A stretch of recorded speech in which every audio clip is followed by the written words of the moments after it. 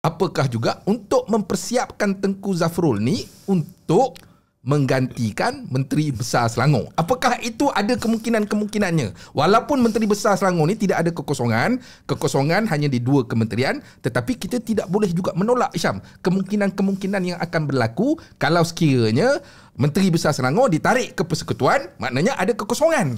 Jadi adakah Zafrul dipersiapkan untuk mengambil alih jawatan-jawatan tersebut? Okey, pada ketika ini Zafrul menteri apa? Dia juga berperanan. Jadi sama ada. Jadi dia katakanlah bulan 12 ni, daripada apa dia telah kali kedua dia menjadi senator, jadi telah habislah apa dia, tarikh dia telah tamat. Telah jadi 2 kali, tidak lagi. Jadi harus bertanding untuk mendapat kerusi, untuk sama ada jadi menteri besar atau menjadi menjawat jawatan menteri. Dia tak boleh lagi jadi senator. Jadi ini yang berlaku. Jadi keadaan ni sekarang. Jadi keadaan sini, jadi ini pada hemat saya lah, ini adalah long termist, perhitungan jangka panjang. Perhitungan jangka panjang ini adalah perhitungan jangka panjang untuk PRU16, perhitungan jangka panjang untuk kestabilan PKR, perhitungan jangka panjang untuk mengembalikan keyakinan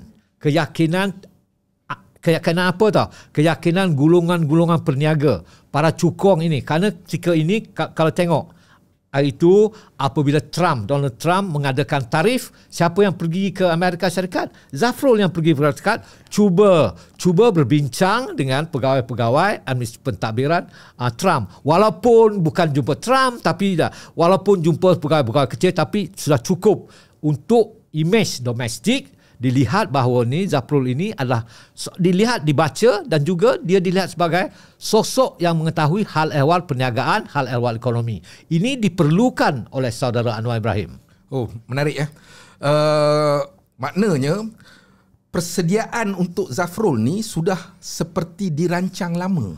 Maknanya ada tindakan-tindakan yang dilakukan oleh PMX untuk membawa Zafrul ke lawatan-lawatan ke luar negara ni untuk memperkenalkan Zafrul sendiri.